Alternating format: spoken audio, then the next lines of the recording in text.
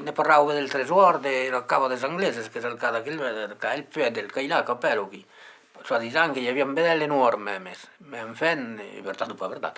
Per sa che chi so di quello per la cavo des angleses, per sa che all'epoca ancora se passava il turno della guerra dei cent'anni, ma chi ancora pas d'inglese che ero qui, era una banda di banditi, un equipo di bulur, di banditi, che pigliavano il monastero, la iglesia, tutto quello che potevo pigliare, e poi che venivo a raccogliere dentro quella grotta qui, del Cailà, poi venivo a raccogliere qui.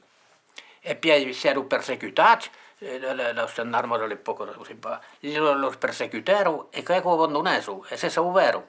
E poi che partieron, dijeron che regrettavo opaca che la grotta. Pensavo che da esistenza mattinavo che vedevo vendevo tornacchiere o quello che avevo panato, ma che sai poi che se fosse che è poco più, sai quando morendo, sai poi se lì sto giù lo vede l'enorme.